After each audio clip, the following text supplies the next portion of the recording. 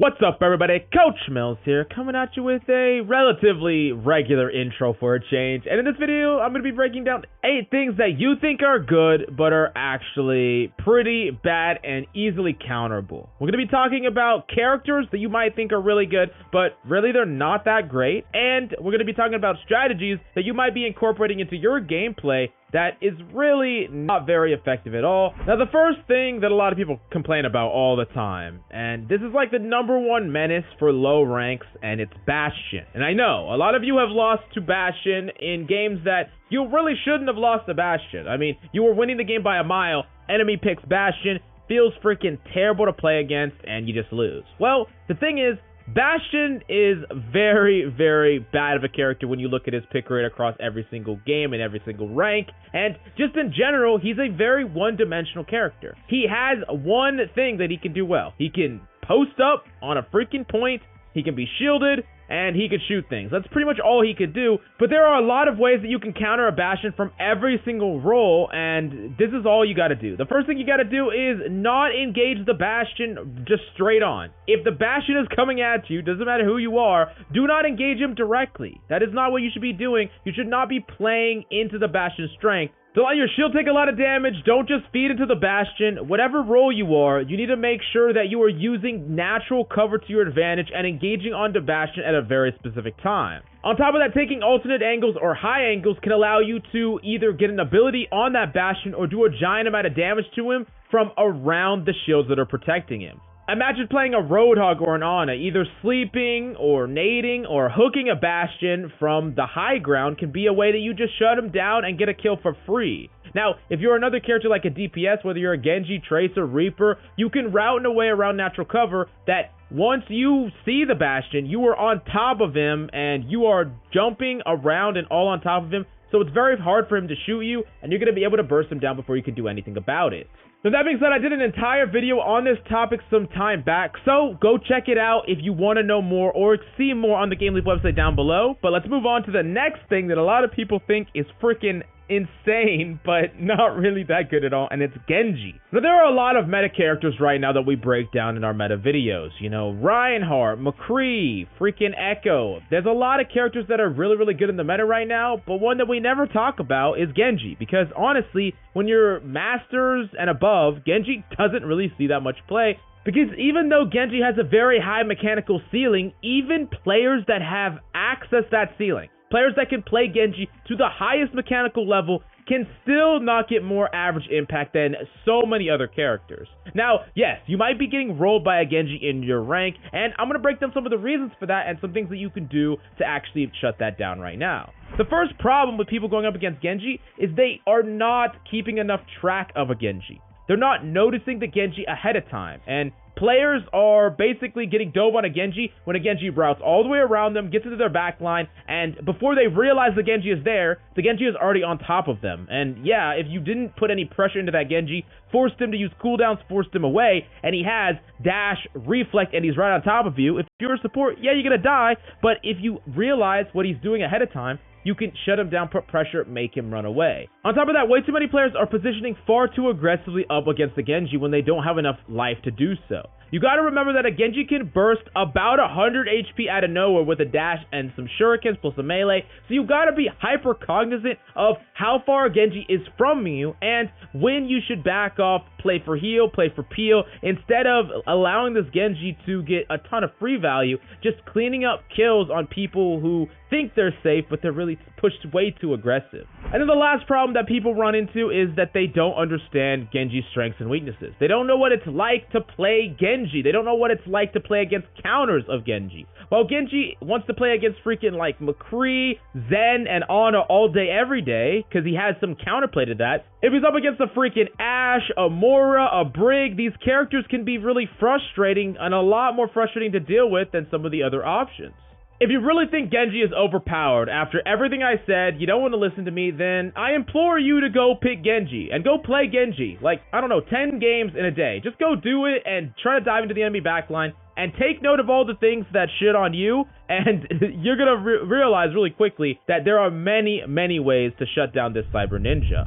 Now move on to the last character that we're going to talk about, and it's Doomfist. And it's still a character that players, especially in the lower ranks, think is the most overpowered character in the entire game when he sees basically no play. I mean, he's a very, very bad character right now. Very underpowered. Many people think he needs nerfs in some way, and it's just because he has bad matchups across the board. A Tracer in a matchup against a Doomfist can, like, never lose. As long as she dodges his initial punch, what is he supposed to do to win that duel? How is a Doomfist supposed to win a duel against an Ashe? In the same way that people are getting farmed by Genji, they're getting farmed by Doomfist in a very similar way because they are not tracking what the Doomfist is doing. They're not tracking the Doomfist's cooldowns, and they don't even know what his matchups are like.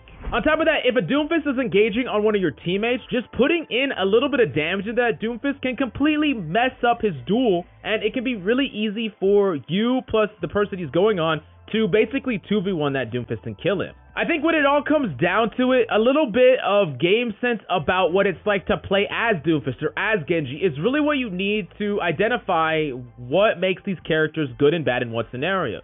A lot of times when you're dominating as a character like Doomfist, it's because you feel like the enemy team is completely unaware, not that you are outplaying them in some huge way. Now we're going to be moving on to strategies, and the first big strategy that people think is really good when they do it, but it almost never works out, and it's permanently distracting the enemy. This is like a Tracer that's like, hey, I got 2 people on me, I got 3 people on me in their backline. Can y'all win the fight already? Can you do something? And they stall for like 45 seconds, and then they die, and then they're pissed off because they felt like they killed these people because they took them out of the fight. But here's the thing, especially in ranked and especially at the lower ranks, players are not necessarily going to engage based on you just distracting. They might not be in position to engage, or they might be waiting for that pick. It's something that they shouldn't be doing, but that's just the reality of ranked. And just distracting enemies sometimes just won't get anything done and won't accomplish anything. Now, if you could distract enemies and maybe get a pick and put some pressure and stay alive, that's a completely different story. But just wasting the enemy's time doesn't really guarantee any sort of value, and I see players put way too much stock in that. And it's extremely important that you understand the reality of the situation, the reality of ranked, and the reality is that's not enough to win team fights. Now, the next strategy that a lot of people want to pull off, but it rarely ever happens, and it's the C9, right? The C9 sounds really cool, and it feels really good when you do it, but 99% of the time, getting a C9 is not going to work out. Now, occasionally, you'll realize when a C9 is working, and you can tell to your team in comments, hey, keep feeding into them, keep feeding into them, keep distracting them, and sometimes that actually works out. But I see far too many scenarios where people try to C9, and they get caught last second, they die, and they end up staggering when it was very unrealistic for that to work in the first place. Now I'm going to the next big thing that a lot of players like to do, but is really bad to do, and it's poking a lot at the choke when you have an ultimate. That's something that you don't need to do, especially when you are going to set up a full team fight. If you have your ultimate, poking at the enemy team is going to allow them to build their ultimate, allow their supports to build their ultimate. Like, imagine the scenario. You're a Genji with Dragon Blade, y'all have Nano Blade, and the enemy Zen is someone that has kind of recently switched to Zen, and they're only at 60%. But you at Genji, you're playing at the front line, you already have your ult, but you're like, screw it, I'm going to keep spamming shurikens. You damage the enemy team enough to where that Zen builds up the ult charge for the trance. So the difference in that entire team fight, winning or losing, is if you didn't spam, that Zen wouldn't have got ultimate, and he wouldn't have been able to counter your ult. So that's just something that you need to generally understand. Poking is not always the way to go. While I understand with some characters like Hanzo or Widowmaker, you're poking for a potential pick, which is fine. When you're just poking for trash damage way too far away to follow up on any damage you do, it is an extremely bad idea if you're not trying to generate ult in some way. On top of that, some characters that the enemy could be playing is not even worth poking against. Like, in that same example, let's say you're that Genji, you're trying to poke against the enemy team, they have a freaking Widowmaker. If you poke and poke and poke, and right as your team regroup, you get headshotted, that is just a freaking reset right there. And you just wasted like 30 plus seconds off the clock because you couldn't just wait to try to engage the enemy or poke the enemy until your team was full regrouped and you actually get a real full team fight. Now, the next big thing that you think is good to do, and I understand why you think it's good to do, but it's something that you should